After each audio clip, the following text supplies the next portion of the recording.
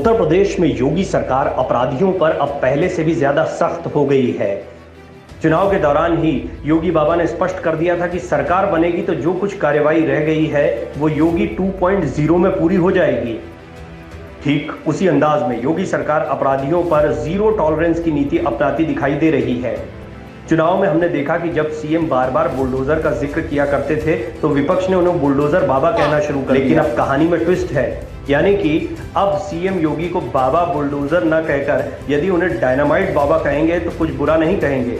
दरअसल मामला यह है कि उत्तर प्रदेश में अभी तक अपराधियों के घरों को गिराने के लिए बुलडोजर का प्रयोग किया जा रहा था, लेकिन अब यूपी में डायनामाइट की एंट्री हो गई है। यानी कि अब अपराधियों पर दोहरी मार के लिए डायनामाइट के जरिए भू माफिया के घरों को गिराया जाएगा।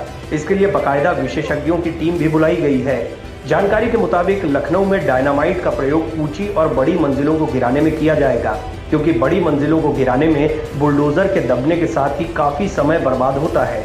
लिहाजा अब लखनऊ डेवलपमेंट अथॉरिटी ने बड़ी बिल्डिंग्स को गिराने के लिए डायनामाइट का इस्तेमाल करने की योजना बनाई है। इसके लिए भोपाल से टीम बुलाई जा रही है। लखनऊ डेवलपमेंट अथॉरिटी के वीसी अक्षय त्रिपाठी के मुताबिक जो बिल्डिंग छोटी होती है उन्हें बुलडोजर के जरिए आसानी से गिरा दिया जाता है, लेकिन बड़ी बिल्डिंग को गिराने में काफी समय लगता है। इसलिए फैसला लिया गया है कि अब इस काम के लिए डायनामाइट का इस्तेमाल किया जाएगा। इसके आगे उन्होंने कहा कि हमने बाहर से टेक्निकल स्टाफ भी बुलाया है। ऐसी बिल्डिंग को गिराने में टीम को लगाया जाएगा। इसमें समय की भी बचत होगी और साथ में अभी तक ये भी देखा जाता था कि बिल्डिंग को गिराते समय नुकसान भी होता था, लेकिन अब इससे बचा जाएगा। इसी दिशा में कदम बढ़ाते हुए हमने ये फैसला लिया है कि अब बिल्डिंग गिराने में डायनामाइट का इस्तेमाल किया जाएगा। हाल ही में मध्य प्रदेश में शिवराज सिंह चौहान के निर्देश पर रीवा में जिला प्रशासन, पुलिस प्रशासन और नगर निगम की टीम की मौजूदगी में बड़ी कार्रवाई की गई थी। शातिर बदमाश विजय पटेल के मकान को गिराया गया था। विजय पटेल के मकान में कार्रवाई के बाद प्रशासन ने उसके पिता इंद्रलाल पटेल के मकान के कुछ हिस्सों को भी गिराया। वहीं मकान के शेष हिस्से को डायनामाइट से गिराने के आदेश दिए थे। वहीं हाल ही में रीवा में सीएम शिवराज सिंह ने कहा था, एक बात साफ सुन ले, बहन बेटियों के साथ अगर किसी ने दुराचार किया तो किसी भी कीमत पर नहीं छोड़ा जाएगा, पूरी तरह से कुचल दिया जाएगा।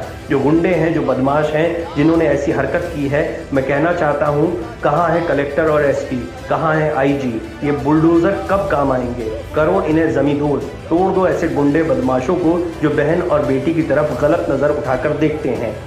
मध्य प्रदेश के मुख्यमंत्री के इस अंदाज को योगी आदित्यनाथ के अंदाज से जोड़कर देखा जा रहा था। दरअसल योगी आदित्यनाथ की माफिया के खिलाफ की गई कार्रवाइयों की इमेज बीजेपी के बहुत काम आई है। यही वजह है योगी 2.0 के आते ही योगी आदित्यनाथ पूरी तरह से एक्शन में दिखाई दे रहे हैं। उनका बुलडोजर अलग अलग जगह पर कार्रवाई करता दिखाई दिया, लेकिन अब बात बुलडोजर तक सीमित नहीं है। अब बड़ी बड़ी बिल्डिंगों और बड़े भूमाफियाओं को गिराने के लिए यहाँ डायनामाइट का इस्तेमाल किया जाएगा। यदि बुलडोजर बाबा को अब डायनामाइट बाबा कहा जाए तो गलत नहीं होगा।